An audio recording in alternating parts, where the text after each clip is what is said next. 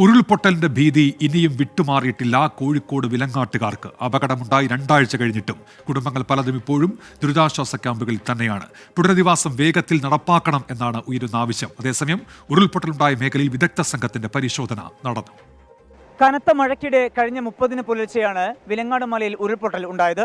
ചെറുതും വലുതുമായ നിരവധി ഉരുൾപൊട്ടലുകളിൽ വലിയ നാശനഷ്ടം സംഭവിച്ചു.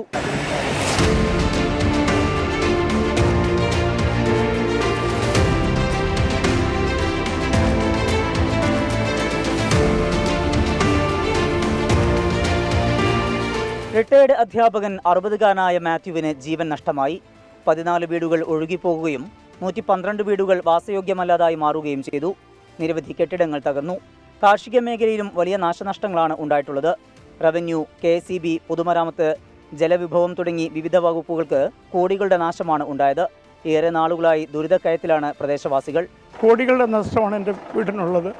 കാരണം വീട് 10-12 വർഷമായിട്ടുള്ള വീട് വെച്ചിട്ട് ഫോണെടുക്കാൻ വേണ്ടി ഞാൻ തിരിച്ച് കയറിയതാണ്. പക്ഷേ എന്നെ ആരും വിട്ടില്ല. അപ്പോൾ വിടാതിരുന്നുകൊണ്ട് വിട്ടിരുന്നെങ്കിൽ ഞാനിന്ന് ഇങ്ങനൊരു മേഖലയിൽ വിദഗ്ധ സംഘം പരിശോധന നടത്തി. Geologist, hydrologist, soil conservationist, Hazard analyst എന്നിവരടങ്ങുന്ന സംഘമാണ് പരിശോധന നടത്തിയത്. റിപ്പോർട്ട് ഉടൻ സർക്കാരിന് കൈമാറുമെന്ന് സംഘം അറിയിച്ചു. പ്രദേശത്ത് ഡ്രോൺ ഉപയോഗിച്ചുള്ള പരിശോധനയും നടക്കുന്നുണ്ട്. ഉരുൾപൊട്ടലിന് മുമ്പുള്ള സാറ്റലൈറ്റ് ഇമേജും ഉരുൾപൊട്ടലിന് ശേഷമുള്ള ചിത്രങ്ങളും പരിശോധിച്ച് നാശനഷ്ടങ്ങളുടെ തോത് കണക്കാക്കാനുള്ള ശ്രമങ്ങളും പുരോഗമിക്കുകയാണ്. ഉരുൾപൊട്ടലിനെ തുടർന്ന് വാണിമേൽ, നാദാപുരം, എടച്ചേരി, വളയം പുഴകളിൽ കല്ലും മണ്ണും മരവും അടിഞ്ഞുകൂടിയിട്ടുണ്ട്. ദ്രുതഗതിയിൽ ഇവ നീക്കം ചെയ്തില്ലെങ്കിൽ പുഴ ഗതി മാറിയൊഴുകും. അത് വലിയ അപകടങ്ങൾക്ക് വഴിവെക്കും.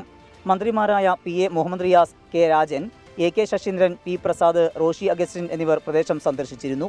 ദുരന്തബാധിതരെ സുരക്ഷിതമായ സ്ഥലത്ത് ടൗൺഷിപ്പ് മാതൃകയിൽ പുനരധിവസിപ്പിക്കണം എന്നാണ് ആവശ്യം. നഷ്ടങ്ങളുടെ കണക്ക് പരിശോധിച്ച് വിലങ്ങാടിനായി പ്രത്യേക പാക്കേജ് നടപ്പാക്കണം എന്ന ആവശ്യവും ഉയരുന്നുണ്ട്. കോഴിക്കോട് നിന്ന് രജീഷ് കരിവള്ളൂരിനൊപ്പം സമീർ സി മുഹമ്മദ്, 24.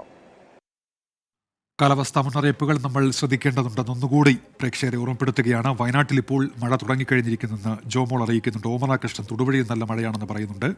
അതോടൊപ്പം തന്നെ കോട്ടയത്ത് നല്ല മഴ പെയ്യുന്നു. എറണാകുളത്ത് മഴയുണ്ട്. അപ്പോൾ സംസ്ഥാനത്ത് 2 ജില്ലകളിൽ ഓറഞ്ച് അലർട്ടുള്ള ദിവസമാണ്. മഴ മുന്നറിയിപ്പ് നിലനിൽക്കുന്നുണ്ട്.